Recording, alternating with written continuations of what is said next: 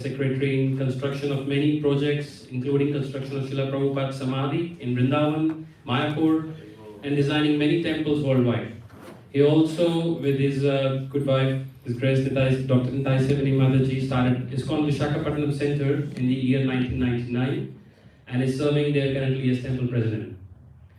And Her Grace Dr. Nitai Sevini Mataji joined ISKCON in 1997 and is currently the principal of Divine Touch School, which has got about 220 students.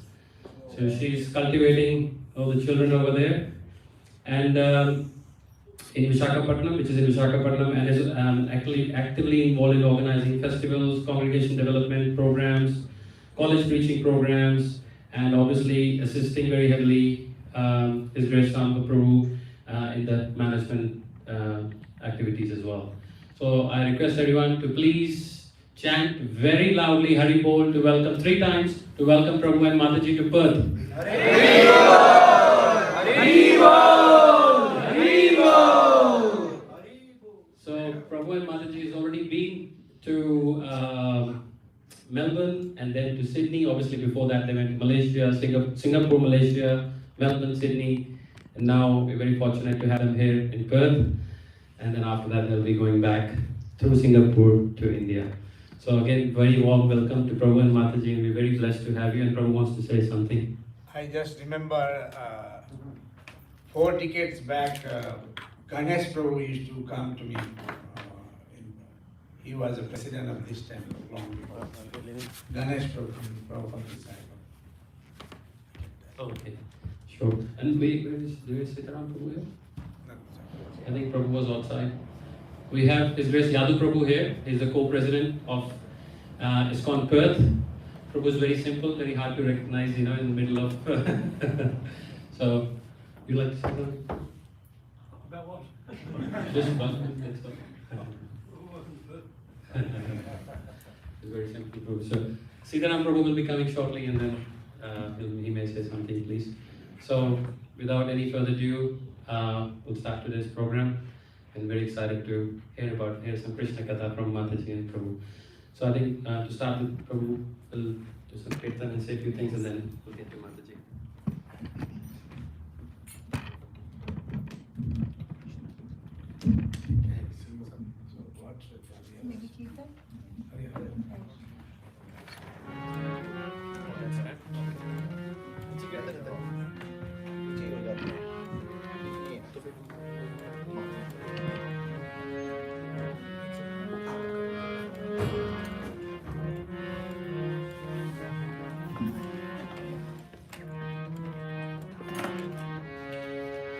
Hari Haraye Namo Krishna Yadavaye Namo Haraye Namo Krishna Yadavaye Namo Yadavaye Madhavaye Krishavaye Namo Yadavaye Madhavaye Krishavaye Namo Gopal Govinda Nam Madhusudan Gopal Govinda Nam Shri Madhusudan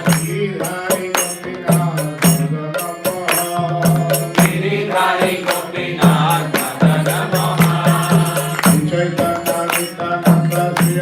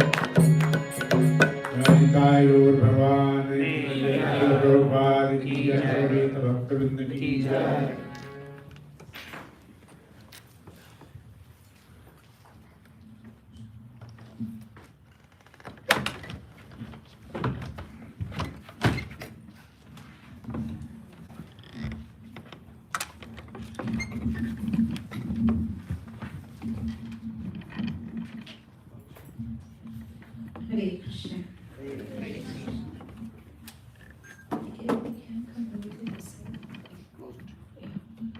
Just like to say one more thing, please, before we start. So, Prabhu and Mataji are involved in one of the biggest projects in India after TOVP. It's the biggest temple, I think, after that in India, in Visakhapatnam. So, Prabhu and Mataji are very dedicatedly heading that project. And once it's ready, Prabhu, when do you think it'll be ready? Krishna willing? Next year. Next year it'll be ready. Hari Bol. So I'm sure Mataji and Prabhu will be very happy if when we go to India, please, we go there and visit. You must. Amazing deities over there. And what's the name of the deities there, Mataji? Radha Damodar. Hari Bol. Shri Radha Damodar ki jai. And now we're very, very eager to hear from Mataji because everyone over here may haven't seen you personally, but they've already heard so many of your lectures, talks online, Facebook, YouTube, and got so much inspiration. All the Matajis here, they were coming and telling me, oh, we're so eagerly waiting for Mataji to come because you inspire everyone so much, Mataji. So thank you so much. Hare Krishna. Thank you so much. Hare Krishna. I'm equally inspired to see you all. Thank you so much for giving me this opportunity to speak something to all of you. We are very happy. Last few days we are here in the trip to Australia. It's been very inspiring seeing so many devotees and interacting with so many devotees. It was really a wonderful trip, and now we are here at the last leg of the trip, and then from here we're going back to India. So as Prabhuji rightly said, we have a very beautiful upcoming project.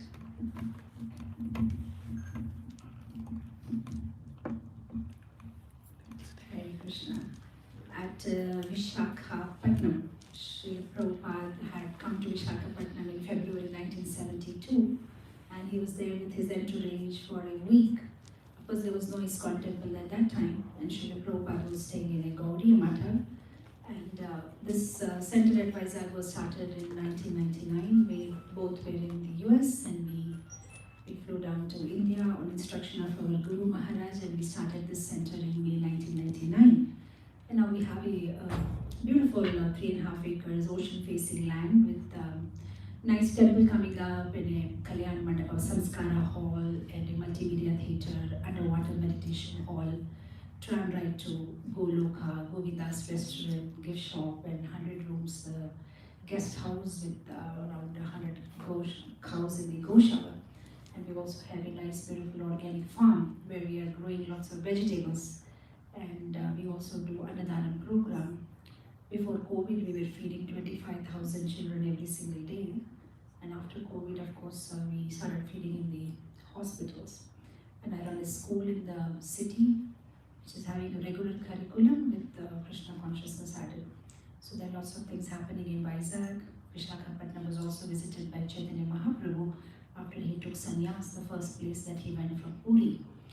And also Adi Shankaracharya came there, Madhavacharya came there, Ramanujacharya came there, Bhakti Siddhanta Saraswati Thakur came there, and a lot of other Vaishnavacharyas. And there are very many important places from the Gaudiya point of view. And the famous instruction that Chaitanya Mahaprabhu gave, Jare Dekho Tare Kaho, Krishna Upadesh, was at Vishakhapatnam, in a place called Sri Kurma, which is very close to Vizag. And curing of the Brahmin, curing of the leper, the Vasudeva Vipra, and the instructions which were given to Kurma Brahman, it all happened there. And just very near to the temple is a place where Bhima killed Bakasura. And a lot of other pastime places where Kunti Devi had the darshan of the Lord when the Pandavas went on exile. So Kunti Devi was very much worried, how are my children doing? So she actually went on pilgrimages, and as a part of her pilgrimage tour, she came to Vizag also. And she had worshipped Lord Madhav here, so there is a self-manifested deity of Madhava, which is called Kunti Madhav deity, because the Madhav appeared to please Kunti Devi.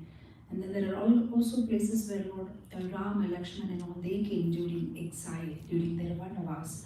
So it's a very, very happening place, and Srila Prabhupada came there, and Bhaktisiddhanta Saraswati Thakur in December 1930 established the footprints of Chaitanya Mahaprabhu there.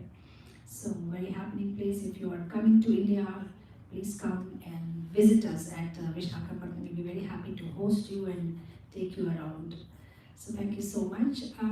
Today I was told to discuss a particular topic. So I don't know how much justice we can do to this huge topic, 64 qualities of Krishna. But in the given time, I have an hour? More than that, Mataji. Okay. We have till 2 o'clock, so. Okay, fine. So we'll see, and we will let's see and try to dive into this topic, and at least if not, let's get a drop of that topic by Rupa Goswami in the Bhakti Rasamrita Sindhu. So we will begin. Krishnaya Vasudevaya Devaki Nandanaya Cha Nanda Gopa Kumaraya Govindaya Namo Namaha. Namo Pankajanaಭಾಯ Namo Pankajamaline Namo Pankajanitraya Namaste Pankajangri. Hey Krishna Karuna Sindhu Deenabandhu Jagatpate Gopesha Gopika Kanta Radha Kanta Namostute Tapta Kanchana Gaurangi Radhe Vrindavaneshwari Vrishabhanu Sute Devi Pranamami Hari Priye. Jai Shri Krishna Chaitanya Prabhu Nityananda Shri Advaita Gadadhara Shivasadi Gaura Bhakta Vrinda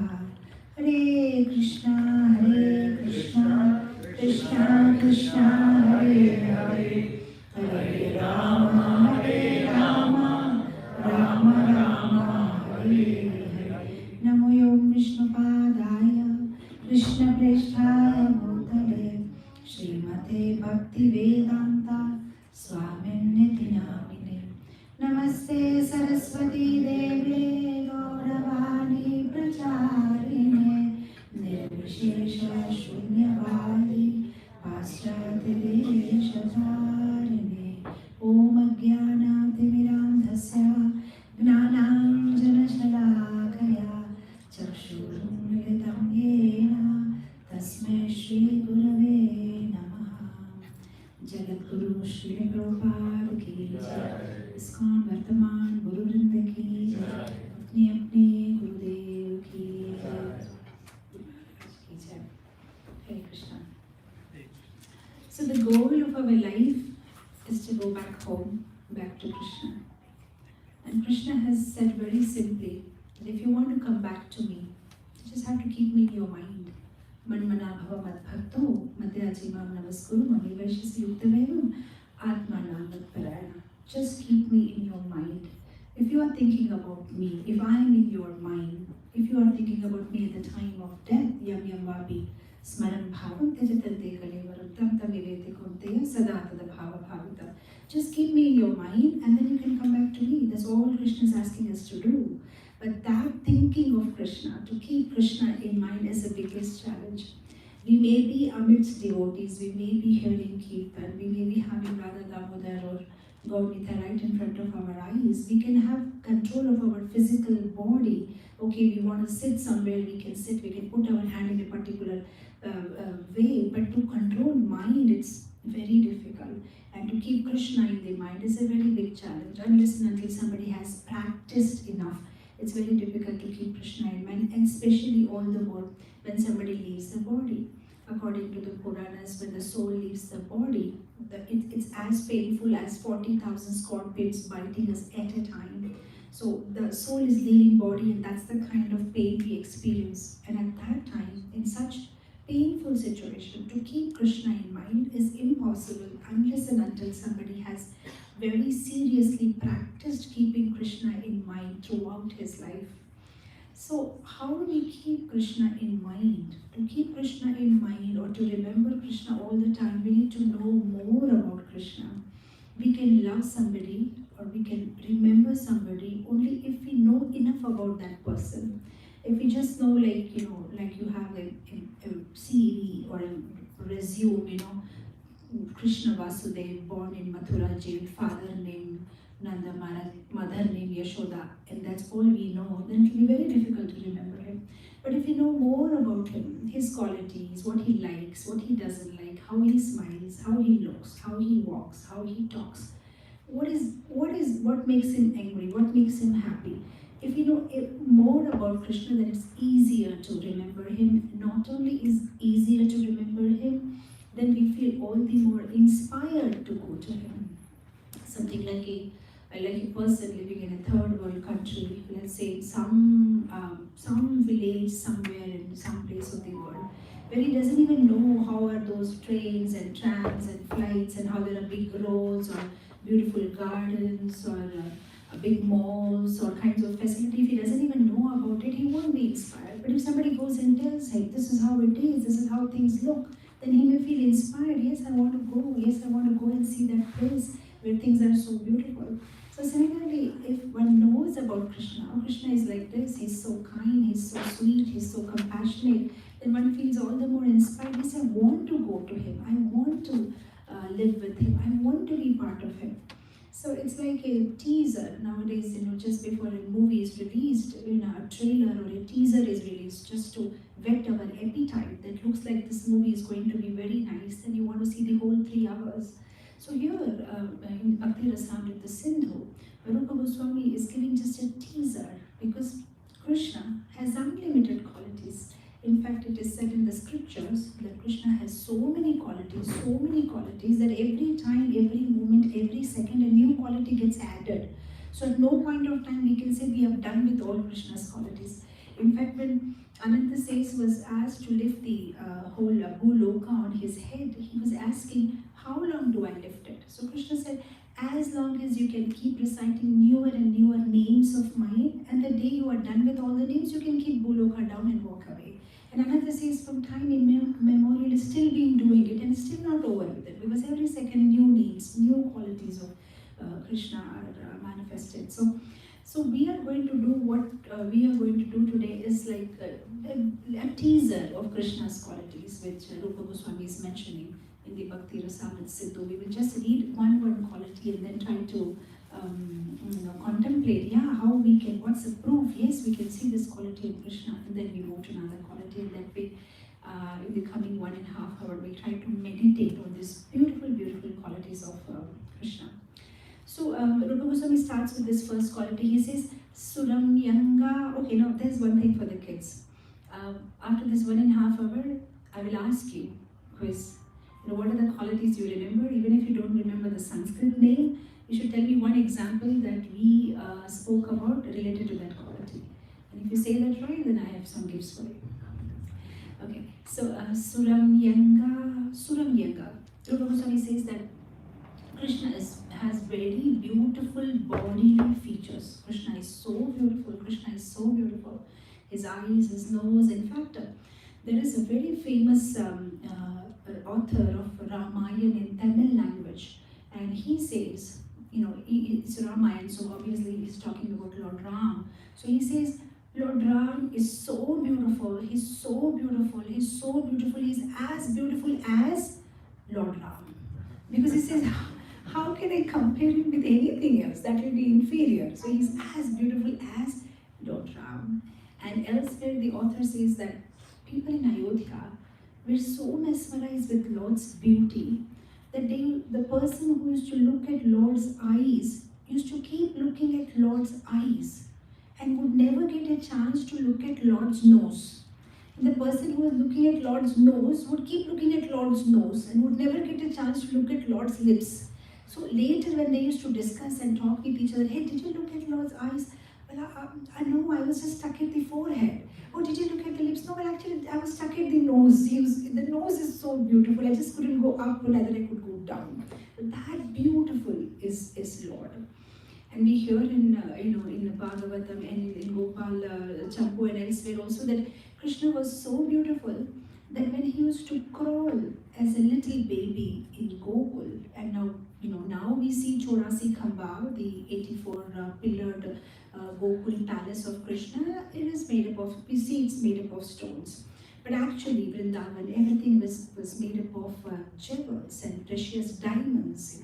Now, diamond means you can see a reflection. So even the walls and the floor and the pillars, everything was studded with precious gems and stones and jewels. So when Krishna was like a little boy crawling on the ground, and one day he happened to see his own reflection. And when he saw his reflection, he was very freezed. He couldn't crawl further, and he was thinking, who is this beautiful boy? How can somebody be so beautiful? And Krishna was looking at himself.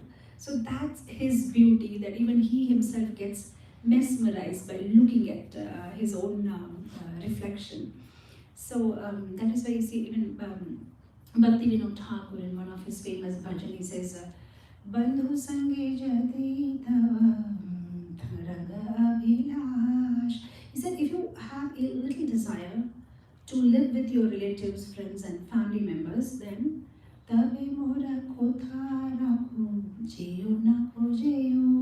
then I'm just requesting you one thing. Please don't go. Oh, where shouldn't we go? Oh, Kesi Ghat. Please don't go to the Kesi Ghat on a moonlit night, because if you happen to see Krishna on a moonlit night on the bank of Kesi Ghat, below a Vamshi tree or Kadamba tree, for say, then you will be so mesmerized and you will get so mad in love with him that you will not be able to go back to your relatives and friends anymore. You will not be able to be happy anymore because you just want Krishna. You can't find happiness in anything in this material world. So I'm just cautioning you, warning you, don't go to that place. So that's the Krishna's beauty, and the way anybody who looks at him just falls in love with him. So in fact, during the Kurukshetra war, when Krishna was driving Arjun's chariot, the other warriors who were on the opposite side, when they took up their bows and arrows, and when they saw Krishna, they forgot to fight. Which arrow am I supposed to take? What am I supposed to do? They just freeze looking at his beautiful face. So half the war was won like that. They just forgot what to do, but they're just looking at Krishna. So that is Krishna's beauty, Suram Yanga. So we may assume that Krishna may be looking beautiful because maybe he just keeps himself up to date all the time, but Bhishma Bhishma Dev in his Stuti in the first canto of Bhagavatam says that Krishna looks beautiful always, even when he's in the battlefield of Kurukshetra. And that's not a very nice place to be because the horses are moving hither and thither, and then there is this ash and falling everywhere because the horses are running in high speed. There are elephants running and horses running and moving here and there. So all that mud and the soil, it's coming on Krishna's face, and Krishna's hair is here and there because of the breeze blowing. And he's wearing a kavacha, but Bhishma, who was trying to attack Arjuna, sometimes Krishna is moving his chariot here and there. So the opposing people, soldiers who are fighting with Arjuna, sometimes their arrows, they actually hit Krishna. But even though they hit Krishna, because Krishna is wearing a kavacha, a shield, they still make some holes in Bhishma's armor. And then there are small drops of blood coming out from there. So that should be a ghastly scene where some blood is coming out and there are drops of perspiration, sweat, and the air is blowing the hair here and there, and there is all ash over his face. But even that face of Krishna looks so beautiful. So in the Bhishma Suti, Bhishma Dev is particularly saying this. Yudhitura garajo vidhumra vishva Kachalulita Shramavari Alam Kritasye Mamanishita Share Vidhivyamanam Tvacha Vilasat Kavache Stu Krishna Atma. He said, even that form of yours looks so beautiful. There are some sandalwood alpana designs made on your face, there is perspiration on your face, there is ash on your face, the hair is blowing here and there, but you look so beautiful. And he says another verse, Tribhuvana Kamanam Tamala Varanam Ravi Karagora Varambaram Dadhame. Tribhuvana Kamanam. Actually, everybody in this 3 world is desiring you. They want you. And what's the color of your skin? Tamala Varanam. You will look like bluish, blackish blue color is your skin. And you are so beautiful looking. And Ravikara Gaura Vara Ambaram. And the rays of the sun, the glare is falling on you. And then your dress is glittering. And you look so beautiful in that form. Navapura Lakakula. Britana Abjam. Vijaya Sakhe. Your face is like a lotus flower. So, oh Krishna, let my rati, my mati, my whole mind be on that beautiful face of yours. So, even in a battlefield, he looks so handsome. In fact, the gopis also in the Gopi Gita are singing Dina Parikshaye Nila Kuntale. Actually, everybody looks good early in the morning when they have a fresh bath.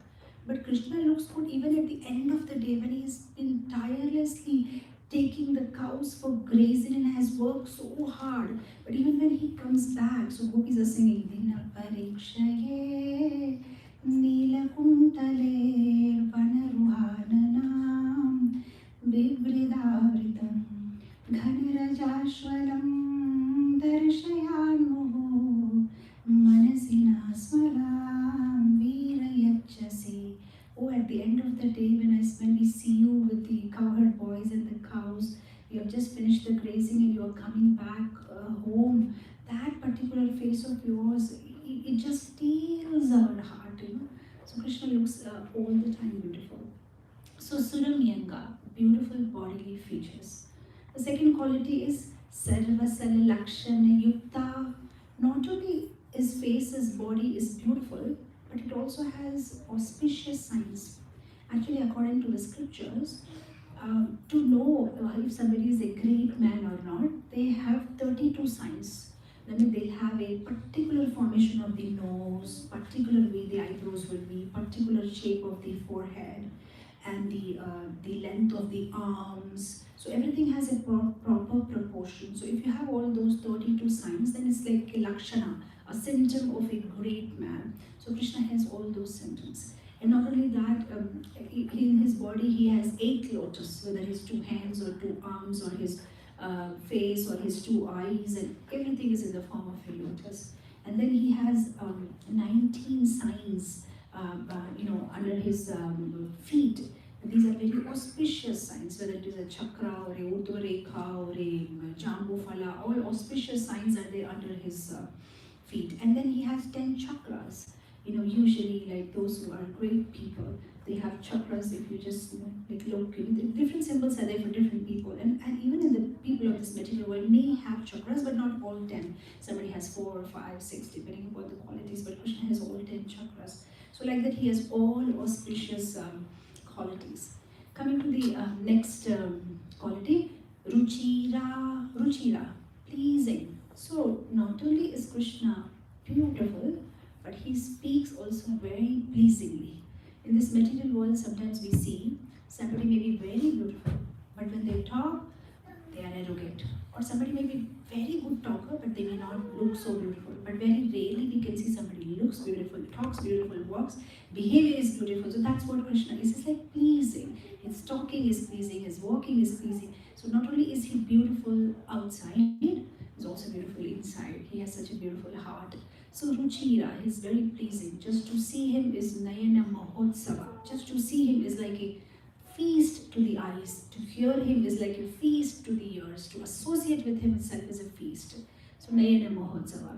So that is why we see in the Rajasuya Yajna, which was conducted by Yudhishthira Maharaj, when Krishna walked, it says that all the men over there were also captivated by Krishna's beauty. Like women getting captivated with Krishna's beauty is understandable, but even though those who are men were captivated by Krishna's beauty, the moment he walked in, everybody's just looking at him, his beautiful behavior, his beautiful face, his beautiful talks. The next quality Rupa Goswami says is effulgent. Tejasanvita. Krishna is very effulgent.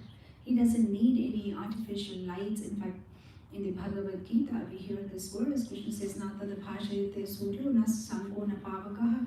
In my eternal abode, I don't need sun and moon. I don't need any electricity. Just Krishna's presence itself is enough. Because Krishna is so effulgent. And the proof we see in the 10th canto, where the gopis are complaining to Yashoda Maya that Krishna comes and steals our butter. So that is why we have hid our butter in dark rooms so that Krishna can't see, because there is no light where we have hidden the pots. But because you are putting a lot of jewelry on Krishna, and because of that, when he enters those rooms, because of the jewels that he has worn, maybe the room gets lit up and he's able to see where the butter is hidden. But little did they know that it's not because of the jewelry that he's wearing, but it's because the light is coming from him. In fact, those jewels look littered because of the light that is emanating from Krishna's body. So Tejasanvita, Krishna is so effulgent. In fact, only the particular Kaustuba mani that Krishna wears around his neck gives the light of 1 crore sun. Even one sun is a little difficult, I see, since I've come here yesterday. It's very hot. Just one sun is so hot for us, but just that one mani, Kaustuba mani, emanates the light of 1 crore sun. So that much light is coming out from Krishna's body. In fact, only the nail of Krishna, the toenail of Krishna, the light which comes from the toenail of Krishna. You see, when we clean our toenails, they're white in color, it looks bright.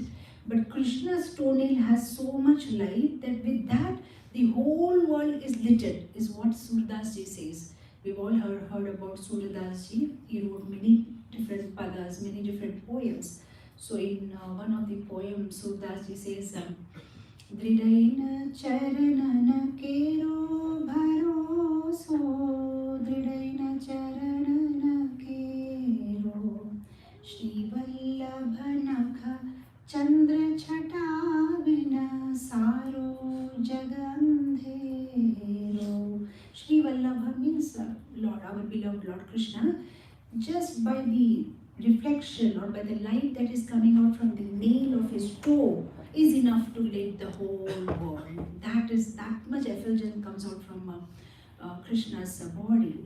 In fact, even the wrestlers, Chanura and Mushtika, when they were wrestling with Krishna, what was giving them trouble was Krishna's effulgence. It was just hitting their eyes. They were not able to fight with Krishna. So much effulgence coming out from Krishna's body. So that is one quality.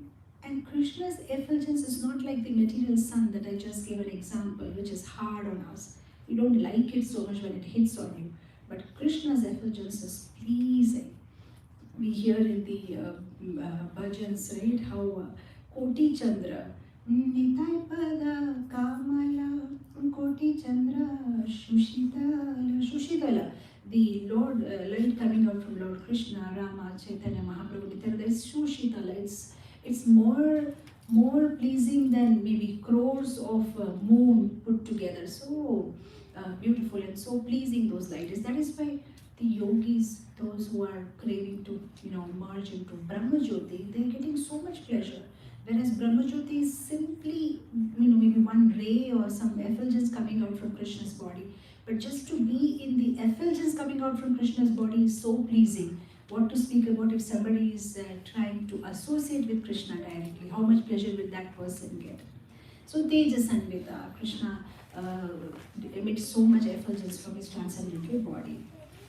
Then next point, Baliyan. Rupa Goswami says Krishna is Baliyan, strong. Here we see in the Bhagavad Gita 7.11, Krishna says Balam Balavatam Jaham. I am the strength of the strong. I am the one who gives all the strength. So yes, we know Krishna even as he was a little boy, he killed Putana, he killed Saktasur, even when he was 6 days boy, 3 months boy, killing Trinavarta and so many asuras. We also know that when he was just 7-year-old boy, he lifted the Giri Govardhan, which is like, now in Kali Yuga, it is like 23 kilometers or maybe more. In fact, just to do parikrama of that Giriraj Govardhan, we have all body aches after one parikrama. I don't know about others, but after Giriraj parikrama, one day we require some oil massage and move and so many things just to do parikrama of that hill. And Krishna just lifts it with his on his little finger. So yeah, Krishna is strong. He's Baliyan, but more than that, his strength, what devotees enjoy is that Krishna saves us from Maya. If we just surrender to him, it is like, I have 2 sons and sometimes, they fight, children fight over certain things, maybe a gadget or something. And my little one is so sharp, whenever there is a fight, instead of fighting, the safest thing he will do is he will come into the room where my husband is. So that, it's like a no fighting zone. And he will just hide behind my husband, and then my elder one will be just outside the door and warning him that how long can you remain in that room? You have to come out after 1 hour or after 2 hours, and then finally I'm going to get my scores right with you. So similarly, like Maya is like the hunt, and if we are in Krishna's room, if we are surrendered to Krishna's, Maya is just waiting outside. Come out. How long you will be there with Krishna? Because as long as we are with Krishna, Maya can't do anything. Krishna is very strong. Krishna protects us from Maya. And not only is Krishna's pastimes powerful, Krishna powerful, anything connected to Krishna is having the same potency. Even if somebody simply surrenders to the name of Krishna also, he can be saved and relieved from all the sins. That is what Bilva Mangal Thakur says in his Chauragya Purushashtakam. He says, Yadai nama pi harite asesam. He says, Yadai nama pi harite asesam. Giri prasaran abhipaparasan ascharya rupo nanuchora idri drishta shuto vanamaya kadapi. He said that Krishna's name is so powerful. If somebody just says one time Krishna, then even if he has done sins which are equal to mountains, big mountains, even in a minute, all the sinful reactions are destroyed. So he says, Ascharya Rupo Nanuchore Idrik Drishta Shutova Namaya Kadapi. I'm astonished. I haven't seen that kind of a thief. Just you tell his name and he can rob everything from you. He can rob all your sinful activities. So neither I have seen that kind of thief, neither I have ever heard about that kind of thief. Oh, what a thief this thief is what Bilva Mangal Thakur is saying. So yeah, Krishna is Baliyan, he is strong. In a minute he can deliver us. We just need to surrender to him. Next quality, Vayasanvita. Krishna is ever youthful. He always looks young. So even when Krishna was maybe like 125 years old or something during the war of Mahabharata, driving Arjuna's chariot, he was still looking like a 16-year-old boy. In fact, there is this wonderful book called Gaura Govinda Archana Smarana Paddhati by Dhyanachandra Goswami, who is a disciple of Gopal Guru Goswami. And in that, he gives the exact age of Krishna. He says Krishna is always 15 years. He looks 15 years, 9 months and 7.5 days. And Radharani is 14 years, 2 months and 15 days old. So, if somebody goes to Golok or Vrindavan, they can see Krishna like that. So he's Rasaraj. So he will neither be one day older, neither he will look one day younger. He will always look like a 15-year-old boy. And Radharani will always look like a 14-year-old girl. In fact, the whole cosmic industry in this world is running with that one false promise that you use this and you will look young. I don't know about, here in Australia, but in India there is this one particular soap called Santoor. And the advertisement goes like this, there is a young lady who is dancing and everybody claps and everybody is attracted to her beauty. And then one girl, runs and a mama, mummy. And then everybody's like, oh, she has a daughter? We thought she's not married, she looks so young. And then comes the caption, do you want to look young? Then you will something. You just use this soap and you will look young. And I mean, it doesn't work, it's just an advertisement. But Krishna always looks young. He just looks the same, always looks like a young boy. So ever youthful. In fact, even though Bhishma, even though they lived also for a long time, but they didn't have white hairs. I mean, we were not there during the Mahabharata, but whatever posters and pictures we see, we at least see Bhishma has some white hairs. But I don't think in any picture we see Krishna with white hairs. He's always looking youthful. The next quality is Vividha Adbhuta Bhasha Vita. Krishna is a wonderful linguist. He can speak so many languages. Now Krishna can unlimited languages. Not only can he speak and communicate in different languages, he can even understand everybody's. He can speak to the birds, to the bees, to the insects, to the trees, to animals. Everybody's language he understands. In fact, I think it's in Govinda Lilamritam, you will see that Krishna is talking, oh bee, how are you today? Oh tree, what's up today? What did you do? So he's just talking with everybody in their own language. So that's such a good news for devotees. It's like we don't have to worry. Krishna knows Gujarati, Krishna knows Bengali, Telugu, Marathi. And above all, Krishna knows the language of the heart. And Krishna can also hear that which we have not spoken. Even if we stand in front of Krishna and make so many prayers and there's something that we don't speak loudly, which is going on in our mind, even that Krishna can hear. And I remember many years ago, I was in Vrindavan, I think just after Kartik, and everybody was like in a mood of leaving, packing. Kartik month was just closed, and there was this one mataji standing in front of Radha Shyam Sundar's altar. And then she was praying to Radha Shyam Sundar loudly. I mean, we all could hear her. We were just standing there, and she was saying that how I wish I could just stay back. Krishna, if you could just make some arrangement that I don't want to leave you and go. I just want to stay here. I want to be with you. I think she was from Hong Kong. I don't want to go back. I want to be with you. That kind of prayer she was doing. And then we were quickly turning to go. And then after 5 minutes, she started screaming. And everybody thought, what happened? Somebody had pickpocketed her. She just lost her purse. And she said, oh my God, I had my passport and I had my tickets and everything. And then, one Mataji, I know she was very blunt, and she said, but you just prayed to Shyam Sundar that he didn't want to go back. And it looks like he heard it. And she was so upset, she said, just shut up. My purse.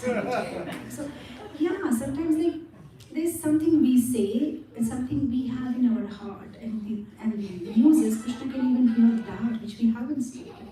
So he knows everything. So wonderful linguist. He can speak with the birds, bees, creepers, just about everyone. In fact, he can make all kinds of noises, and he can even talk like birds and make noises. We know in Kokilavan, Krishna used to imitate the cuckoo's voice, and when he wanted to call Radharani, and Radharani used to understand, oh, it's Krishna who is calling me. The next quality Krishna has is truthful, Satya Vakya. Krishna never speaks lie. Now this is a little controversial because We know he steals butter and we know, but anyway, Krishna proves that time and again that I'm not speaking lie.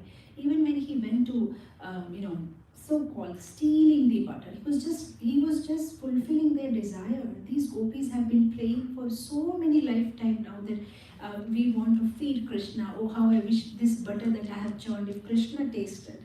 In fact, when Yashoda Mata is feeding butter, and they are thinking, when will we get an opportunity? So, and then they were all offering the butter to Narayan, and Krishna is Narayan, so Krishna is just coming and taking the offering, so he never said lie. So Krishna is Satya Vakya. And not only that, Krishna kept his promise. When he said, Name Bhakta Pranashyati, yes, he has kept his promise. Sometimes, apparently, we may feel he has not kept up his promise because our definition of Krishna's protection is so different. When we see that Chitraketu Maharaj became Vritsasur, and we see that Indradyumna Maharaj he became Gajendra, and we see that Bharat Maharaj he became deer, then we may feel, is it Name Bhakta Pranashyati? Why didn't Krishna protect them? But Krishna's definition of protection is so different, says Jiva Goswami in his commentary. He says, Krishna is not thinking about protecting the body, he's thinking about protecting the soul. When Indradyumna Maharaj was born as Gajendra, his consciousness was much higher than what it was in the body of Indradyumna. When Maharaj Bharat came, was born as a deer or Jada Bharata, his consciousness was much higher. And so with the Vritsasur, that's why we just time and again read about Vritsasur in Bhagavatam, how he had his consciousness, and at the time of the death, how he was remembering Krishna. So yeah, that is Krishna's protection. But yes, he is truthful. When he says Name Bhakta Pranashyati, he is protecting his devotees. In fact, he had promised Kunti Devi that your count of 5 Pandavas will be 5. And that is how he made arrangement that all the 5 Pandavas were protected, though he didn't protect Karna. So yeah, even in Ramayana, we know, Raghukula Niti Sada Chalyai, Prana Jai, Paravachana Jai. Just to keep the word, Lord Ram actually went to the forest and in exile just to keep the word of his father. So yes, that is Krishna. He is truthful, Satyavakya. Next quality, Priyam Vada. Krishna is a pleasing talker. In fact, when Bhrigu Muni goes up there to see Krishna, and then Krishna is there lying on Anantase's, and Lakshmi Devi is massaging his legs, and Bhrigu Muni goes and kicks Krishna on his chest. And instead of getting upset, or forget about getting upset, not only did Krishna forgive him, Krishna asked forgiveness from him. And Krishna was holding Bhrigu Muni's feet and saying, oh, your feet are so soft and my chest is so hard. I hope when you were kicking me, it didn't hurt your soft feet. Is it okay, Munivar? Are your feet fine? And he's massaging his feet. So that pleasing talker, and Bhrigu Muni is completely sold out to him. Wow. He is God, Only God can have this quality. So yes, and not only that, even while when he was actually dancing on the fangs of Kaliya, which was actually causing trouble to Kaliya, but Krishna speaks with him so softly. Oh, king of snakes, oh Kaliya, the way he addresses. Now somebody may say he's addressing nicely, but he's actually jumping. But yeah, that's a work of a surgeon. A doctor has to take a scissor or knife and cut his stomach, and it is painful, but the doctor does it for the good of the patient. So yes, Krishna was apparently giving physical trouble to Kaliya, but he was just removing all the envy out of Kaliya. So yes, Krishna is a pleasing talker. He's a pleasing talker, walker. That is why you see Vallabhacharya. There is a very beautiful bhajan by Vallabhacharya. He says, Adharam madhuram vadanam madhuram vachanam madhuram chalitam madhuram hasitam madhuram ramitam madhuram madhuradhipate rakhilam madhuram.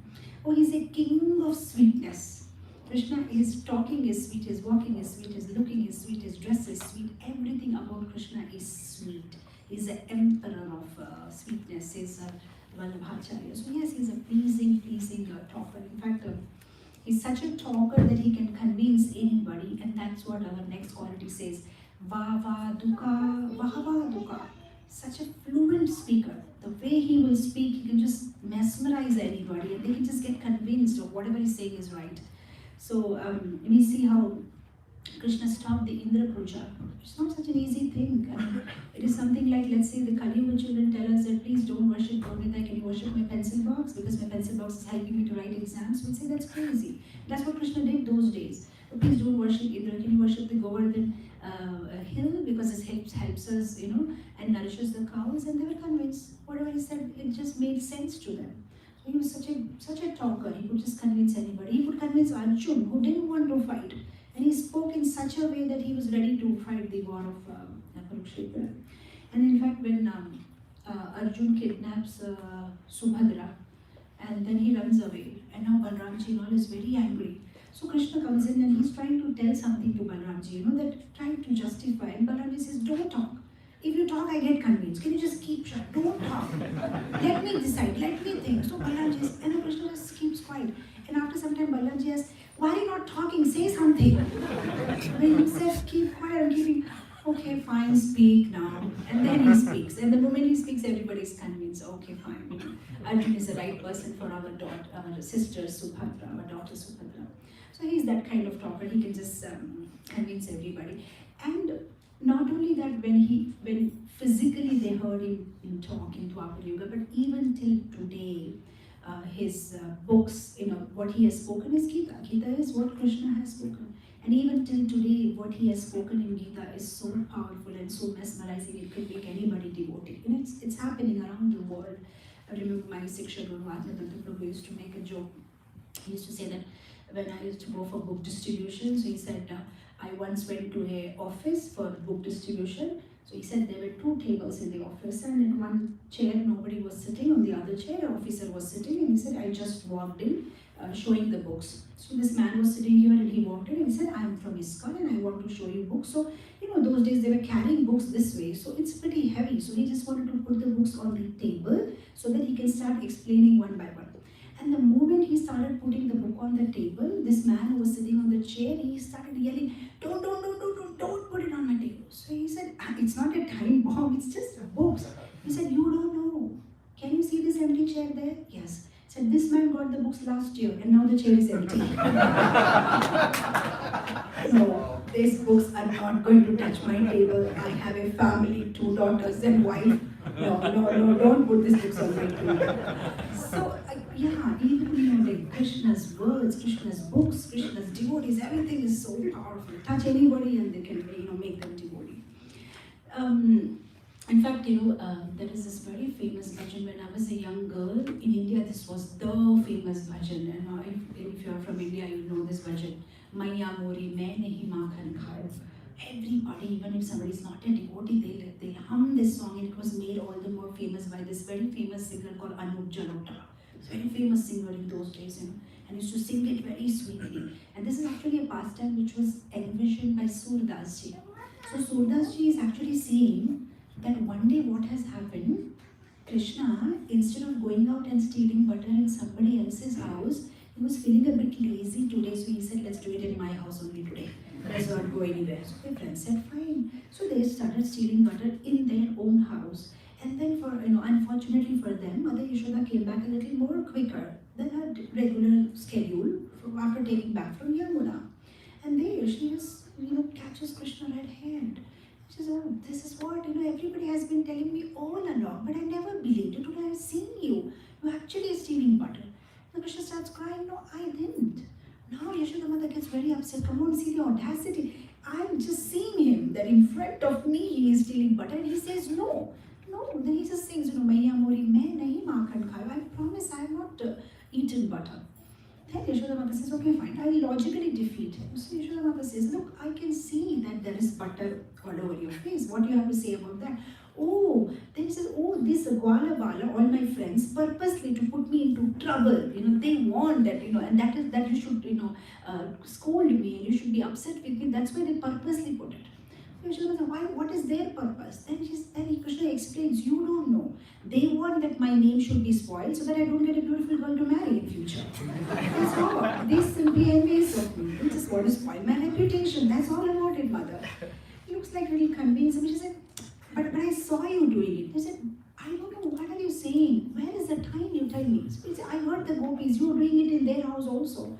And then he becomes pretty emotional. He says, Bhor bhaye gayan ke pache madhuvan mohi pathayo. He starts singing the my situation is like that. Early morning, you wake me up, even when the sun is not up. And then you give me something to eat, my carriage, and I have to walk with the cows deep in the forest and tell me, where is the time? Early morning I leave and I come back in the evening all tired. When do I steal butter? And Yashoda says, makes sense, but forget about it. But now you are doing it right in front of me. How I'll do it? And he says that, but I'm just a small boy. Just look at that height. What height you have kept those butter. How will I even get it? I said, okay, but you did steal others up. Why will I? My own mother is such an expert cook.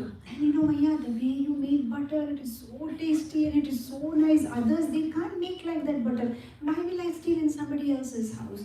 So after all that, she's trying to get convinced. But Balaram and the other boys, they come again and they tell mother, don't get convinced. He's making all drama, Then again she becomes stern. No, it's you who has done. Now Krishna thinks, I just used up all my arguments. I said this, I said that, I said this. So finally he says, okay, fine. I understand. I think it is true. Yashoda says, what is true? Yeah, it is true. What is true? Well, actually, my friends were telling me from a long time that your mother is fair looking and your father is fair looking. How come you are black looking? Probably they just took you from a marketplace. You are not their son, They just adopted you from somewhere, but I didn't believe it. But now, I think I should believe it. Because, just for a little butter, why will a mother do that to her son? Probably because I'm not your son, so you're very much worried about the butter than being worried about me and my feelings and my emotion. And this was a Brahmastra. And Yashoda Mata is like completely emotional and is like, please don't say that. You have not eaten butter. Let's forget about this topic. Let's talk something else. You have not eaten butter. My dear boy, you have not eaten butter. And then she's like completely convinced. And now everybody's crying because Krishna said he made such a statement that Yashoda Mata is crying. And all these gopis who were just now having fun, listening to this conversation, they also started crying that how can Krishna say something like that? So all the servant maids and all the other gopis, they were crying. And the cows in the Goshala who were enjoying this, they started crying. Everybody became emotional. And even the cowherd boys who were playing with Krishna and Balaramji, everybody was emotional. How can Krishna say something like that? Krishna is our own, and they were all crying. And then Yashoda Mata takes Krishna in lap, and she's just trying to give him affection and kissing him on his cheeks and hugging him. And then Krishna says, well, I just want to say you something. Actually, it is me who ate the butter. So Mother Yashoda is like, again you are starting, let's not, you have not eaten butter. Now Krishna starts another set of argument. Actually, it is me who has eaten. And he's arguing with Mother. I have eaten. But Mother said, don't speak like that. And now all those who were very emotional, they thought, oh God, this is a big headache, big drama boy. And they all start leaving to their workplaces. And Krishna again starts a whole set of new arguments to prove that actually I have eaten the butter. So the whole conversation is pretty interesting, and Surdas is actually envisioning it, and he writes down in the Brajabhasha very beautifully this whole incident. So fluent, Baba, Duka, Krishna can speak this way, that way, this way, can convince in either ways. Next quality, Supandita. Highly learned. Krishna is highly learned. Yeah, 64 arts he learned in Sandipani Muni's ashram in 64 days. In this material, somebody can take commerce or somebody can take science, but you can't take commerce, science, computer, law. Everything is not possible. But Krishna, Sarvaguna, all the arts and all the things he knew it. So that is his expertise, Supandita. And we know how he defeated Keshava Kashmiri, and that's a long story which I'll not go into it, but how he can just at the drop of the hat compose verses, and then he can take out faults in his own verses, and then again he can prove that they are not the faults, so he's Supandita. And Brahma, who is also known as Adi Kavi, got all the knowledge from Krishna. He's a source of everything. Next quality, Buddhiman, highly intelligent. Krishna is highly intelligent. The way he planned Arjuna's life, the fact that Arjuna goes up in the heavenly planets to get some shastras, some weapons, very powerful weapons, that somehow Urvashi comes and approaches Arjuna that I want to enjoy with you, and Arjuna says, you're like my grandmother, I can't even think of you that way, and Urvashi gets upset. And then she curses Arjuna that you'll have to live a life of a eunuch. So it's all like all planned, because if she wouldn't have cursed Arjuna this way, then Arjuna would have been in big trouble during the 1 year of incognito exile, because he was so powerful and so beautifully built. Anybody could see him and say that he's a Kshatriya or he's Arjun. But because of this one curse, he was saved, and 1 year he could marry. It's a long story. I'm trying to tell you shortly how Indra actually cut down the curse and all. But anyway, so like that, even we see that how Krishna was so intelligent. The way, when Jarasandha attacked Krishna 17 times, Krishna never killed Jarasandha, and he allowed Jarasandha to go, again get all the notorious people, gather them, and then again bring to Krishna. And then how he managed Kalyavan. He started running, and then Kalyavan ran behind Krishna, and then he led him to Muchukunda's Gufa, where he did the job, killing Kalyavan, and at the same time giving mercy to Muchukunda. So simultaneously doing so many things. So Krishna is highly intelligent. Next quality, Pratibhavita. He's a genius. Krishna is a genius. He will just know when to say what, how to reply to whom, where. In fact, how many of you are Gujaratis here?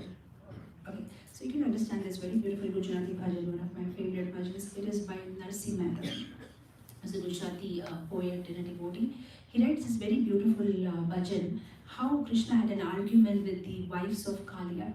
Because the story is like Krishna was playing ball game with the children and the ball went inside the Kaliya Daha is one version of it. In Bhagavatam we hear that they went and drank the water and then they were all lying unconscious or rather dead, and Krishna goes. But different loka kathas, and they say that Krishna was playing with some ball and it went down, he went in the water and Krishna jumped in there. So when Krishna jumped in there, then all these wives of Kaliya, some noise, some sound has come. Who is that? Who is that? Who is a trespasser? So they come and see Krishna, but they see such a beautiful boy. So they say, hey, did you lose your way, little boy? Why did you come this way? So, or is it that, you have been encountered with ill fate, your destiny has brought you here because you'll be killed. The fact that you have entered into our place, once our husband gets up and he sees you, he's going to kill you. But there is this beautiful conversation when Narsi Mehta says, Jal kamal chhadi jane bada swami hamaro jagashe ne tane marase ne bada hatya lagase jal kamal chhadi jane bada.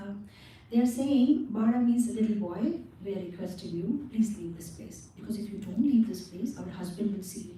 And if our husband sees you, he will kill you. And if he kills you, then he will unnecessarily incur a sin of killing a little innocent boy. Why do you want to put him in trouble? Please go. And then they ask him, in the next line of the bhajan, said that Sure balaka tu maraga pulyo ketara veriye varaviyo nischetaro karaja putyo ahiya tu siddhaviyo. Did your enemy on purpose push you inside this? They sent you on purpose, or did you forget your way? Why did you come to this kind of place full of poison and snakes? So Krishna replies, Nare nagan nahu maraga bhulyo namara veriye vadaviyo mathura nagari majugataramta nagamo shishahariyo. Just see his reply, tuck he gives, no, actually I was just playing a dice game in Mathura. So while playing dice game, I put the head of your husband, in the game. You know what you say on... So I just lost the game. So because I lost the game, now I have to come and take the head of your husband and give it to them. That is why I came. But just see his audacity, little boy. I'm just playing a game and I lost your husband's head in the game. I have to go and give them, Now they get a little upset. See the kind of way he's speaking. So they say, Rangi rudho rupe puro dishanta kodino kodhamano tari mataye ketala janamya ematu anakamano. He said, you look good, look handsome, you have 2 eyes, nose, everything looks nice only. Looks like maybe your mother gave birth to many children, so she has lost the count. And maybe she doesn't even realize that one of the child has, gone astray somewhere. So how many children did your mother give birth to? She's not even bothered about such a sweet boy like you and just left him here, Then he says, Mari mata beva janamya imahu nattavara nanuro jagao taranagane marunama Krishna kanuro. Says, okay, my mother has given birth to only 2 children and I am the younger one. Let's not waste time in this unnecessary talks. Go and wake up your husband. I have some business with him, you know. Don't talk all these things with me where I came and I'll just wake him up. I have worked with him, you know. Then these Nagakanyas, they again say, okay, fine, little boy, I'll give you something. It's a big song, and if I do that, we can't complete the other qualities. Then they said, like, we will give you Lakasava, Nohara, okay, I'll give you lots of jewelries. Do you want that? I'll give you the ropes made up of gold, and don't ask anything more than this. This is what I can give you. That also I have to steal without my husband's knowledge and come and give it to you. Take all this, be happy, and go and play. Get out from this lake. So Krishna says, why are you getting, over familiar to me, and why do you have to steal for me from your husband? And anyway, what I will do with those jewelries and all, I don't want all that. Just wake up your husband. So like that, they both have argument, and then finally the Naga Patnis, okay, they just go and wake their husband, please come, this little boy wants to talk to you, and then the whole fighting happens between them. So this is all envisioned by Narsi Mehta, just like Surdas. He's just seeing this whole Leela and how there is this to and fro arguments between Krishna and the Kaliya's wives. So yes, Krishna is genius. He can just. But Radharani is more genius than Krishna. If you read in Vrindavan Mahimamrita, how once Krishna knocks the door and tells Radharani, oh, I'm Madhav, I've come to see you, and Radharani says, oh, Madhav means the spring season. What does the spring season have to do in my house? And Krishna says, come on now, I'm the one who is the holder of the chakra. Oh, the potter, why do you want to come to my house? I don't need any pots. Oh God, I'm not the, I'm the one who not only holding the chakra, I just hold the whole world. Oh, you are Ananta Sesa, why do you want to come to my house? I don't want snakes in my house. He said, Baba, I'm not this. I'm the one who kills, I'm the one who is the Lord of the one who kills the snakes. He meant to say Garuda. Oh, you are Garuda's boss, Krishna. So you are Garuda, what do you have to do? And then she goes on and off, and Krishna says, come on, I'm Hari. Oh, Hari means monkey. Hey, monkey, what do you want to do in my house? So Krishna finally says, Radhe, I'm done, please let me in. I can't argue with you. And that way to and fro. It's a very beautiful thing in Vrindavan, Mahimamrita. So yeah, Radharani is more genius than Krishna. Next quality, Vidagdha. Vidagdha, Krishna is artistic.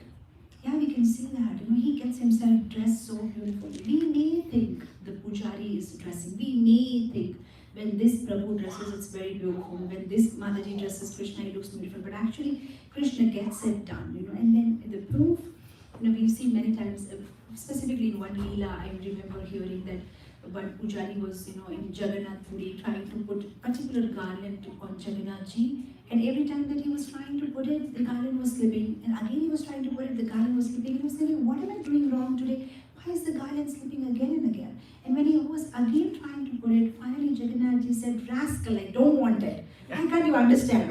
It's because it's slipping so many times, can't you understand? I don't want that, put something else. So it's like, pujari's main thing that they are doing it, but Krishna actually gets it done. He's a fashion designer. He just knows, right kind of pagadi, this way, that way. The way he stands also is so artistic. In fact, there is this place in Vrindavan called the Shringaravata, where Krishna not only decorating himself, he actually decorates Radharani, makes her flat and decorates her in the right way. So Krishna is very, very expert, artistic.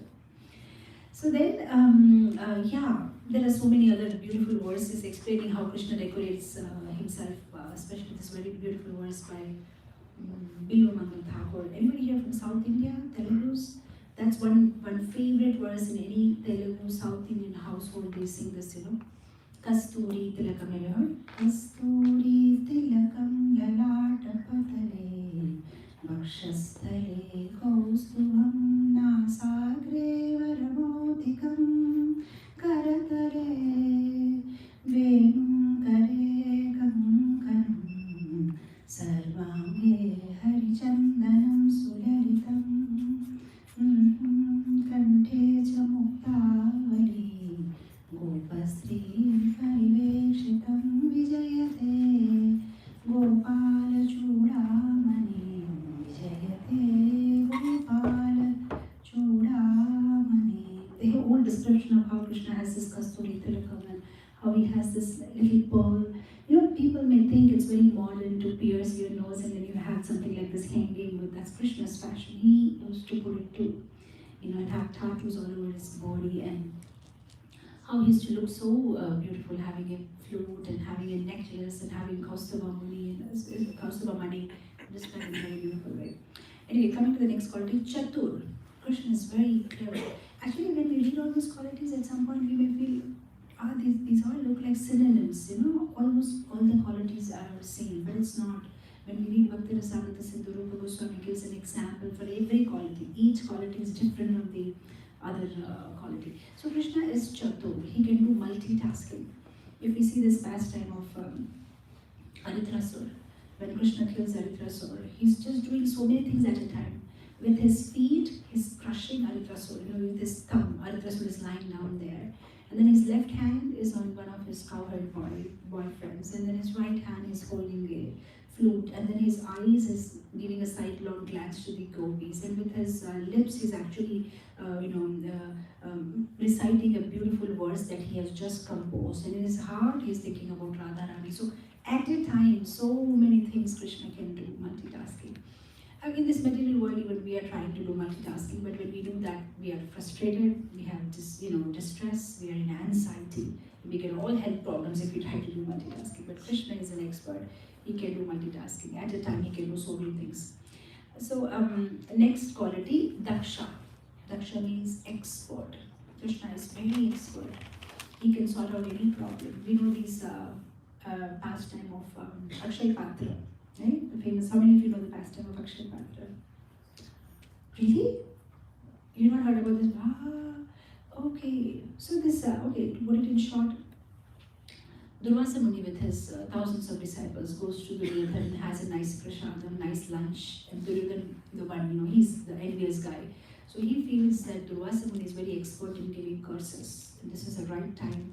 I should send Durvasa Muni to Yudhishthira, because he's in exile in the forest. He will not have the right facilities to feed them, and Durvasa will get upset and he will curse Yudhishthira, and that is what I want. So very humbly he tells Durvasa Muni, I'm so happy that you have accepted my offering of lunch prasadam, and you have very mercifully honored prasadam at my house, but I had just one desire, if you can fulfill. So what is that? Can you have lunch prasadam at my brother's house also? He's living in the forest and he'll be very happy to host you. So Durvasa says, very well, then I will go. So he goes next day unannounced to Yudhishthira Maharaj's place. So he is living very simply in a hut. But now they had this Akshay Patra, a pot, which was given by Suryadev to Draupadi, which is like a wish fulfilling. Whatever you ask, it comes out from the pot. But there is one condition. After Draupadi eats, if the pot is washed, then nothing will come out from there.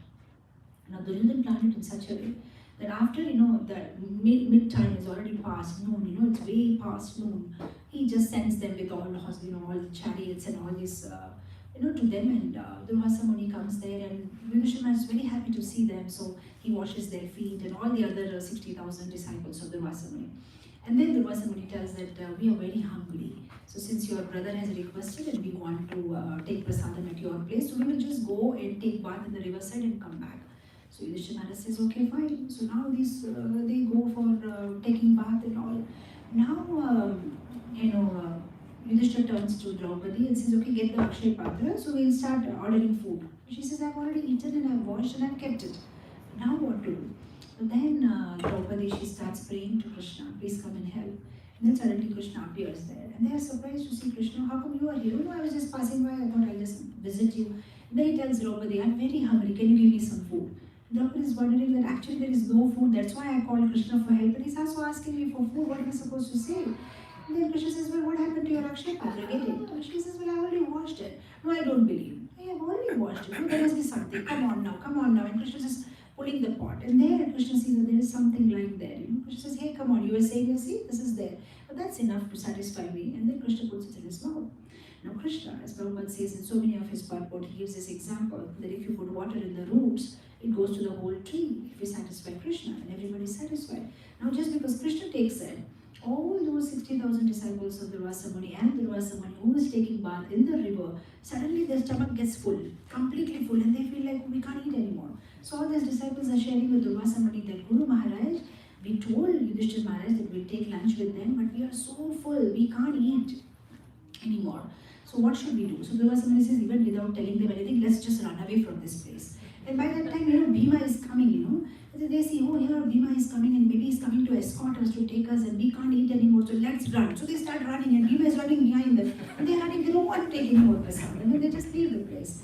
So like that, Krishna is such an expert.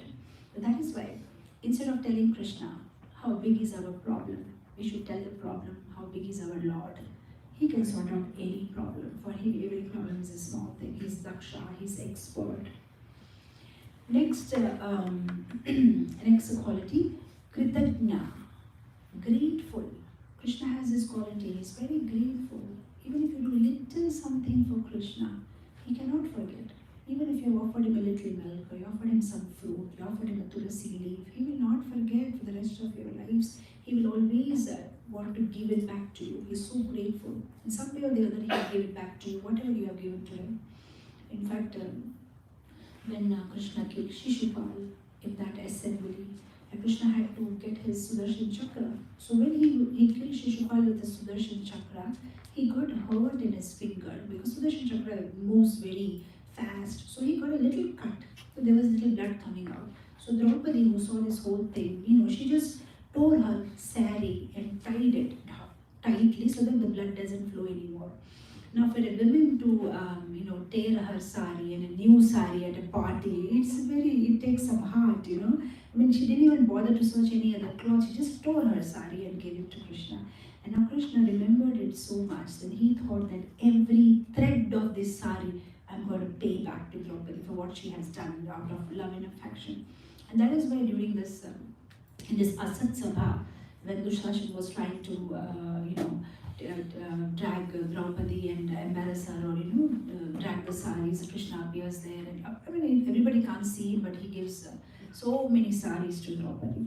So there is this beautiful prayer that Draupadi is doing when Dushasana is taking out her sari. She says, Shankha Chakra Gada Pani Dwarika Nilaya Chuta Govinda Pundari Kaksha Rakshamam Sharanagatim Govinda Pundari Kaksha Rakshamam Sharanagatim. She's continuously chanting Govinda Pundari Kaksha Rakshama, please protect my honor, please come and protect my honor. So Krishna protects and gives her the unlimited saris.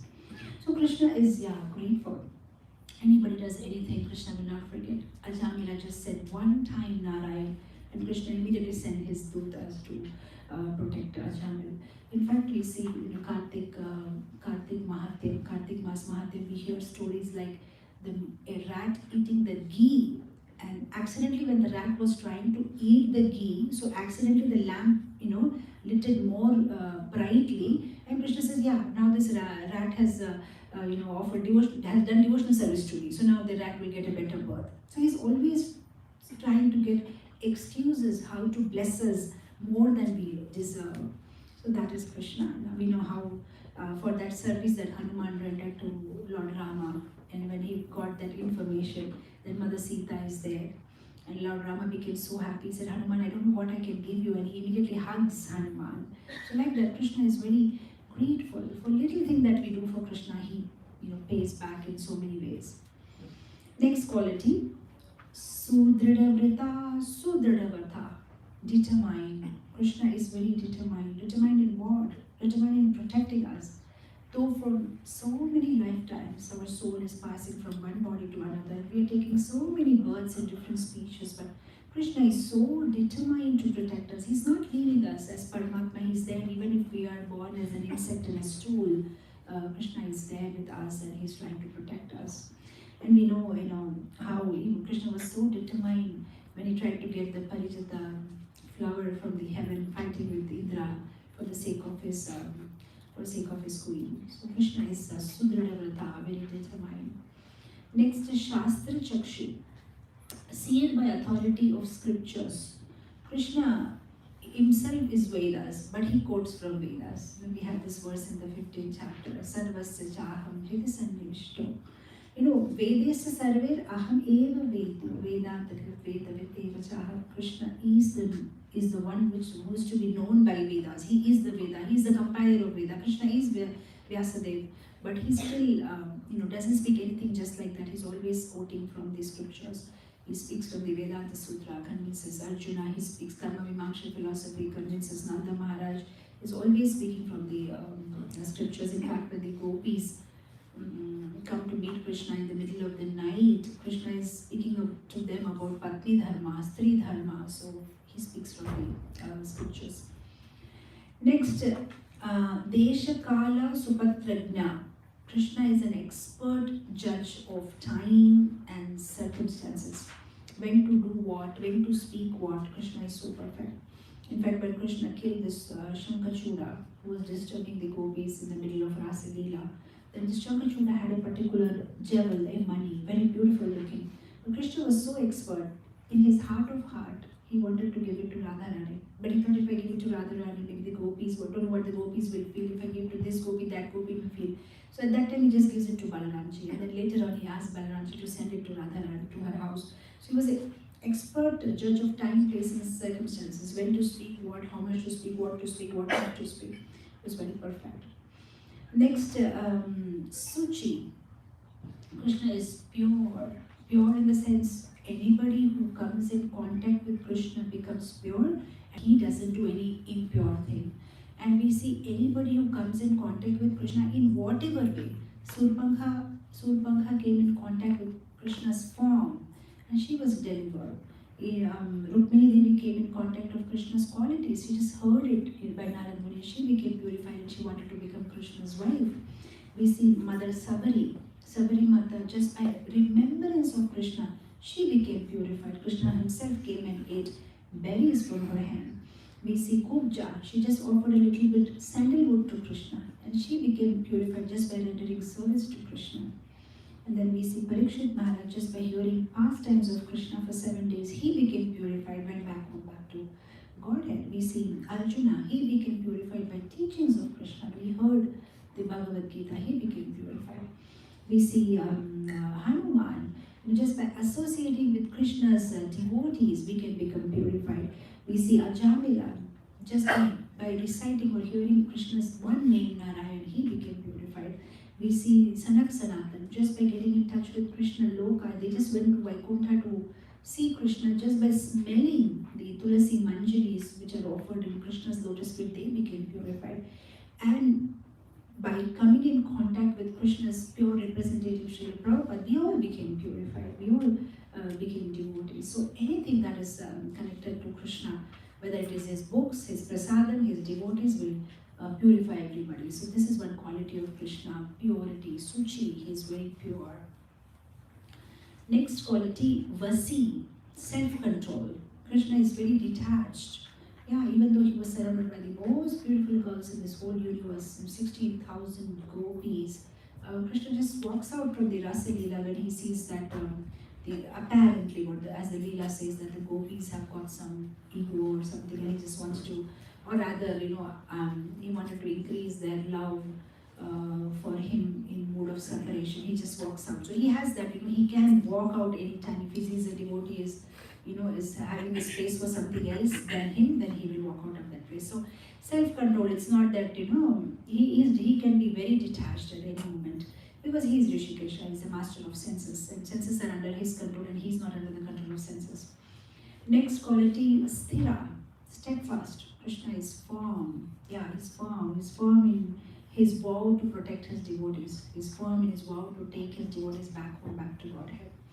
So yes, that is why Krishna coming in the form of his murti, coming in the form of his books and prasadam and all, and somehow calling us back home, back to Godhead. Next quality, forbearing, Danta. Krishna is so tolerant. And Krishna is tolerating us. Though we are, he's constantly reminding us, but we are not serious about going back home, back to God, but he still tolerates us and he doesn't leave us. So Krishna tolerated so much. In fact, Krishna tolerates people associated with his devotees. Sometimes, the devotee's mother, sister, brother, they may be so critical of Krishna.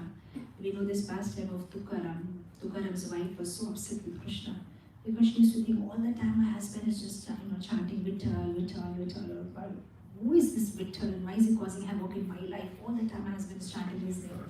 In fact, he used to be so much immersed in chanting Vittal's name. Sometimes he used to go on the top of a hill, sit there, chant whole day.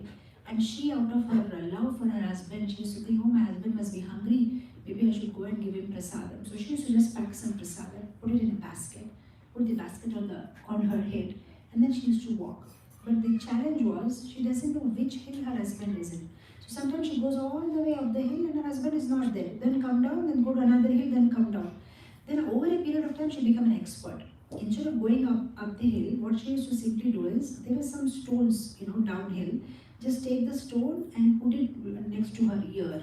The stone which says Vittal, Vittal, she knows, oh, my husband is chanting on this hill, because even the stones used to echo the name of the Lord.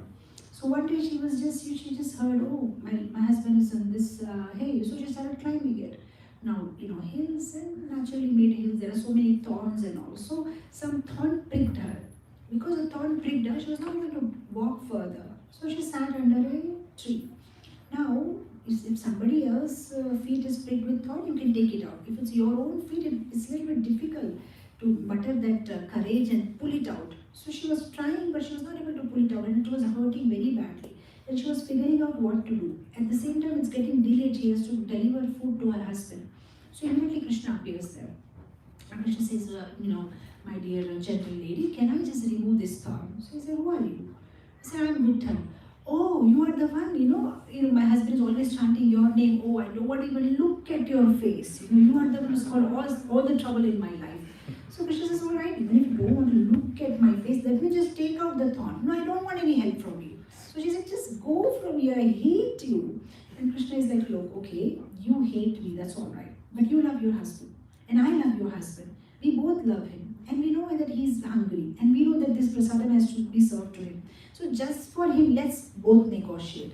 I will remove the thorn from you. You don't have to look at my face. You look somewhere else, but I'll just remove the thorn. So she said, fine. So she just looks in different direction, not looking at Krishna. And then Krishna takes her feet on his lap and removes that thorn from her, And then puts her, feet back, and then she goes with the basket of prasadam. So, Krishna has to tolerate so much, all the tantrums of those who are associated with his devotees. And in our cases, we see those, join full-time devotees as ISKCON. Their family is so highly critical of ISKCON. They say so many things when their children start coming to ISKCON.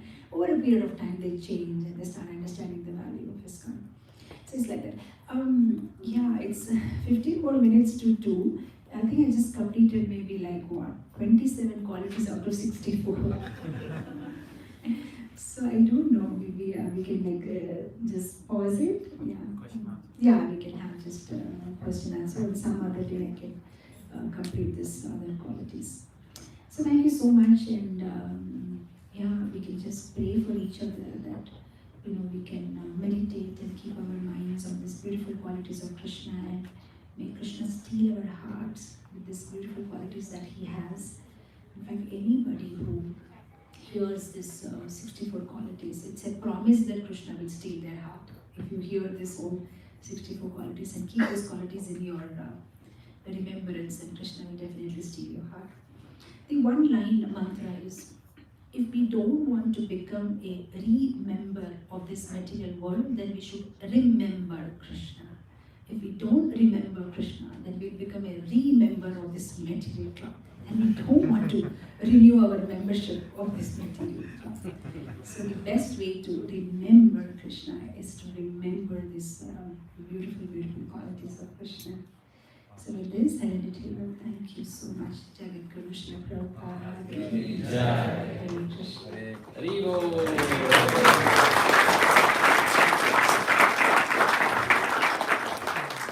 So beautiful qualities about Krishna.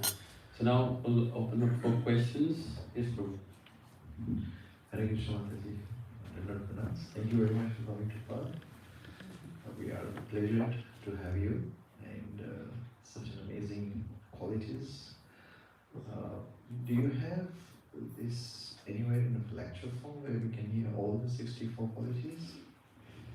64 qualities of Krishna I have given There is one. in Bengali I have given 2 episodes, part 1 and part 2. In Telugu, I think I gave some 18 or 20. Anybody Telugu here? Yeah, there are, I mean, like, I still didn't complete all the 64, even in Telugu, which I've been trying to do last many years. I think there are 18 episodes or something, but all 64 are not completed. And in English, I don't know. In Telugu and Bengali, there's 2 places I have done 64 qualities of Krishna. In English, I'm not sure. So maybe some homework for you. Yeah, I have to. Yeah, maybe if you're recording this, you should give it to me for the benefit of the English-speaking devotees. I can upload it. At least I've completed 27. The thing is, what happens, because each quality is so beautiful, and then I go on, and I'm not able to complete it. Till now, it's not complete. I think in Telugu, I completed like 48 or something, and there's still left. Yeah. Who has recorded? This is recorded, but also actually there is a lecture in Hindi. Oh, yeah, okay, but that is also not 1, completed. 2, and 3 parts. Yeah, I gave it for Surat devotees. That also has 3 parts. So maybe I completed 20-25 with them also. It has to be completed. I'm going to Surat in this February, so I may try to complete it. Yeah. Or we have a Bhagavatam class tomorrow. Maybe I can complete the rest of it instead of giving Bhagavatam. Maybe just complete this 64 qualities if that's okay with the devotees. Otherwise, we can put Bhagavatam. I hope that many people come. Yeah. Thank you.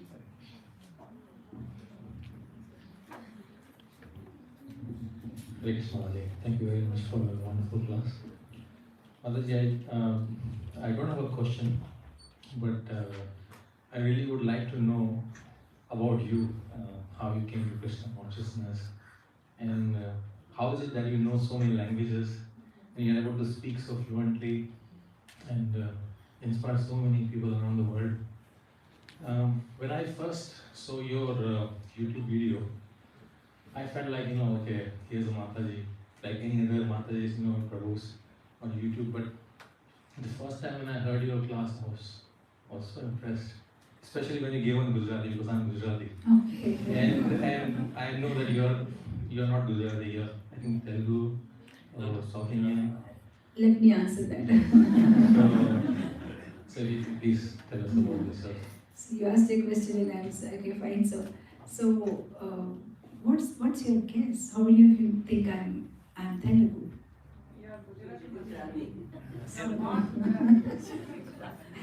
Okay, I'm a Gujarati. I'm a Gujarati from Amreli, from Gujarat, and my roots are from there. I was born in Bombay and I was brought up in Hyderabad. So because I'm Gujarati, I know Gujarati. I was brought up in Hyderabad, so I picked up Telugu. And English and Hindi, everybody talks. And my husband is Bengali, so I picked up Bengali. So that's why I started speaking English, Hindi, Telugu, Gujarati, and Bengali. And I speak, read, write all these 5 languages here. Regarding me, how I came to Krishna consciousness, we were Gujaratis, so we had this Laddu Gopal Seva at home, and we've been devotees like from childhood.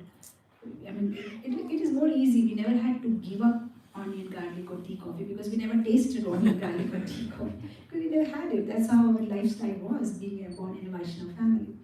But coming to ISKCON, it happened when I was in school. Maybe I was in class 7. Actually, I did study in ISKCON school too. Back in Hyderabad, in Secunderabad actually, my parents, they were regularly donating for this ISKCON school. So we also started studying in that school. So when we shifted from Bombay, I studied in that school. But after some time, there were not many children. They were not getting admissions. Nobody was coming to that school, so they closed it. So till class 3, I studied in that school. After that, the school was closed and it was made into temple. The ISKCON school was closed in Secunderabad. So I just shifted to normal school. So there was not much touch. 4th, 5th, 6th, we just got busy with our lives. So 7th class, when I was in 7th class, summer holidays, my father one day came home. My father has a particular routine. In the morning, he'll go and feed the cows, he'll feed the pigeons, he'll go to a nearby temple where he gives upma to all the poor. I will join. Those days we didn't have these gadgets to play with. That was the only choice. So we joined this summer camp, which was happening in ISKCON Abbott's temple. So So that's it. Part of the summer camp, they had the exams at the end of the camp. So I stood first in that exam. So the gift was a free trip to Mayapur ISKCON World Headquarters with family. So then, because I talked her, we got this free trip. We went to Mayapur. And then after coming back from Mayapur, in the month of July during Rath Yatra, His Holiness Jayapataka Swami, who's not my Guru Maharaj, he gifted me a Prabhupada's biography. This was all part of being first in that camp, a trip, and this book from Guru Maharaj's hand. So that was a Singapore version. I don't know if it's printed anymore. All in one, big one, small font. So I found it interesting and I started reading it. So initially it was okay, but I got addicted to it because it was so interesting. After this, what will happen? After this, what will happen? So I started reading it up to late in nights, and my mother was like, "No, you have to get it. Go to the school. You can't read it like that." And she used to stop me. So then I got ways of doing it. I got a torchlight under my blanket, and I was reading it. And then I was like, "I want to read it. What's happening next?" As soon as my mother leaves the room, Of course, my sister used to blackmail me so much for that.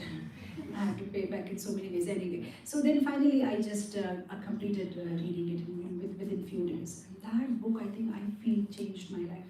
And I got so attached to Srila Prabhupada. I think I was just in class 7 or now 8, right, after summer holidays. And at the end of the book, I was in tears, and though I was a little girl, I made a promise to myself, I want to dedicate my life to this old man. I want to do something for him. I want to be part of his team. But it was a young girl's promise, and I don't know if I could have. But then slowly, because I was talking and speaking, and my Siksha Guru at that time, he was also encouraging me, but he will also teach to other children. So we had more summer camps, and though I was a part of summer camp, then again I started teaching in the summer camp, though I myself was a student. And that way I got more and more attached to ISKCON. So His Grace, Atmatattva Prabhu, Mahasundar Prabhu, so many other devotees at Hyderabad, they encouraged me, and then I gave my first Bhagavatam class in ISKCON Habits. Maybe I was in class 8 or 9. They said, "No, you can do it." They asked me to do it, and that's how I started getting more into ISKCON. But of course, I never thought I'd marry an ISKCON devotee, because me and my sister used to always giggle, and during Sandhya Aarti when you used to see the devotees with shikha jumping in the air. I never thought I'd get married with somebody who has a shikha. I mean, like ISKCON, you just feel okay, they're nice people, but I never imagined I'd be on the other side and I'd actually be an ISKCON devotee. So, but yeah, a lot of credit goes to my Siksha Gurus, the way they pushed me, and then I started getting more and more involved, and one way or other, subtle way ISKCON was boosting my false ego, one way. Maybe that was like very inspiring for me, because when I started this Sunday school and all, and then I was like, I printed myself a card, saying Director Awake Sunday School. And I was just in class 9 or 10, and I was so proud about that visiting card that I had, Director of Sunday School. And I really thought I'm doing big thing. And of course now I understand it's all the trick of devotees, but those days they used to flare it up, you good, you're speaking so good. And really, it's like, that's how, and one day, they also put my number for the summer camp contacts. If you want to join in summer camp, you can contact me. So I used to enjoy talking and explaining to people. So one day I was talking, and Atmatattva Prabhu and his wife, they were staying in our house when they were in Hyderabad. So he said, "Oh, you speak like ISKCON GBC." That played up my false ego. Like, everybody's appreciating, yes, I can do it. And I really thought I was a very big person. And I always made sure I kept that card, Director Sunday School. In fact, when I went to Bombay for some relatives' marriage and all, I told my relatives, I have to go to ISKCON Bombay and meet the president, because I have a position in Hyderabad. I need to go and meet. And I was just in class 10, And then we went, and that time Sridhar Swami Maharaj was the president in Bombay. Jolly Swami, he's no more. He was the president, and some of my aunts came with me, and they requested his secretary that we want to meet Maharaj. So yeah, they said, "Yeah, you wait, Maharaj is busy." So I thought, while waiting, maybe I should just show them my card. So I gave the secretary, "Can you send this card inside to Maharaj?" And they found it very funny. Yeah, okay. And they did it, after some time. Probably they would have not let me in, but there were elders inside with me, so they allowed us inside. And then we went inside. And I felt that Sridhar Swami Maharaj was not giving me that much importance. That's why I took out my card second time and I gave it when I met him. I am the director of the Sunday school. He said, "Yes, young lady, I'm very happy to know that." So like that, and so many things like that. And then finally, of course, now I know how stupid I was, but yes. So that's how things happen. And I started doing this Hare Krishna World magazine. I was editing it. So lots of services to be done, organizing the cultural dances, organizing Sunday school, doing this magazine. So many such things, and I got completely involved. And then I was in my college, and then yeah, that's how it was. And then yeah, and then my husband also came there as the temple president, and then we were closely involved with each other. We were just doing activities together, and then yeah, finally we decided to get married, and that's how I got completely. Which my parents were not very happy, because we are from Gujarati family, and probably they expected that. Even my Guru Maharaj, when I first met him, when I first spoke my heart to him that I just want to be in ISKCON. So he said, yeah, you can marry a Gujarati businessman and give us donation. So I thought, that's not fair, I want to be in ISKCON. He said, that's not for you. If you give us a donation, that should be fine. So I thought, can I become a brahmachari? He said, no, we don't have such option in India. And I was just wondering what to do, how to get inside ISKCON.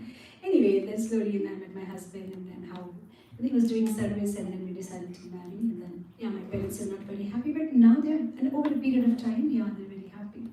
So that's how I came into ISKCON.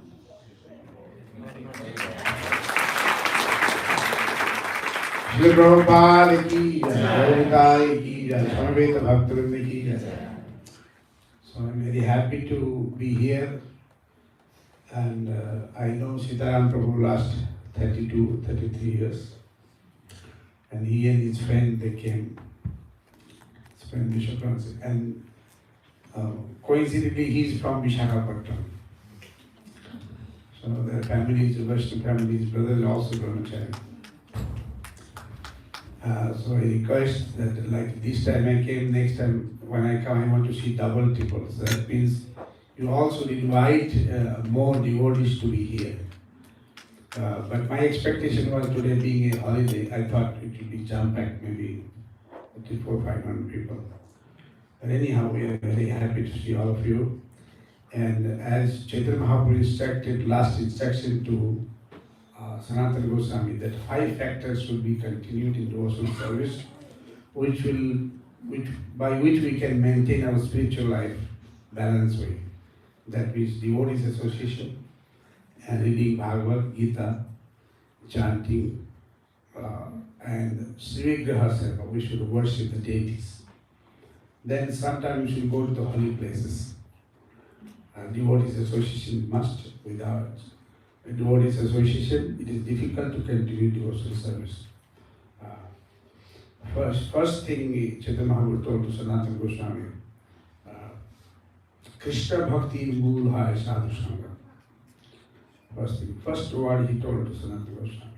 The root cause of devotional service is association of the devotees. If we associate devotees, then we can become devotees. And as far as Mathura Vas, living in spiritual places like Vrindavan Dham, Navadvip Mayapur Dham. Narottama Das Thakur said, Jetharam Sankirtan, Setha Vrindavan. Where is holy name? That's Vrindavan. Like you are, this is like a Vrindavan. She was talking about Krishna, that's Vrindavan. But in other way around, if you go to Vrindavan and you try to find out fault, that becomes offense to the holy place. Then you may say, oh, Vrindavan I went, so much dusty, pollution, so many things. There is not so much, so many people. So you may offend that place. So if we are in this place, if we are chanting holy name, that is Vrindavan. And when Tithi Kurvanti Tirthani, Santastena Vadapija. Srila Prabhupada came to Perth, he came to Sydney, he came to Melbourne. And when a saintly person comes, he makes that place as Tirthasthan. You all are very fortunate. Srila Prabhupada has blessed this place. I was told they have purchased more land. And way back, that was 40 years back, I was president in Punjabi Bar. Ganesh Prabhu, he was president in here. He used to come to me, way back, if any old devotee there. But Ganesh was, those days he was president. I came to, that was 84, I came one time with Sri Maharaj to to Australia. That's the first time I came. I don't remember I have come to this place or not. I don't remember that much. It's not my memory. But I remember Melbourne because he was architect, so his duty to design everything. And my duty was to take the measurement so that I can help him later on anything. He used to travel, I had to organize everything. That's how I came. So thank you very much for welcoming us. I hope you have enjoyed the Harikatha. Tomorrow there will be. Today we have some program. So thank you all, and let us take Krishna with us. Without Krishna, life has no meaning. Dharma hina pashuhi shamana. Without spirituality, life is like an animal. What is the big thing? We have animal also producing some children, raising them. We are also, what is the big thing about it? Only if we add Lord, we refer Krishna as the Supreme Personality of Godhead. Krishna has many names. Krishna is one of the names. Holy name of the Lord is Krishna. Krishna Naam Rakim Garga. In Gargamuni, he saw that this person is very attractive, all attractive. He can attack the whole universe. So Krishna, in Gargamuni put the name Krishna. Sarvakasatija Krishna. So, and of course, that benefits are there. So, thank you very much. Thank you all goes to Gaurita and all goes to Srila Prabhupada. All goes to all. Thank you.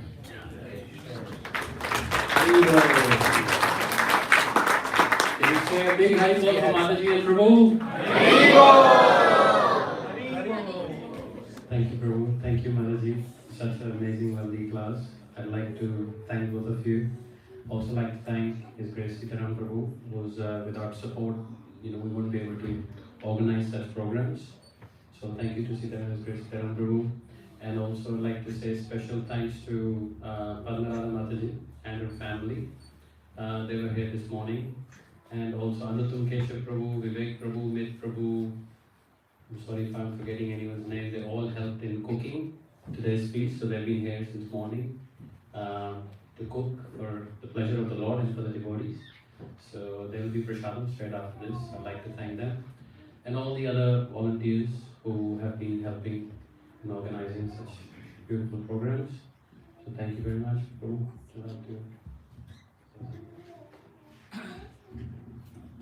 Hare Krishna. What a nice day to spend the Australia Day or Indian Republic Day by hearing Krishna Katha. And thank you very much, Sevini and Prabhu, to coming to Perth and engaging the first year in hearing Krishna Katha.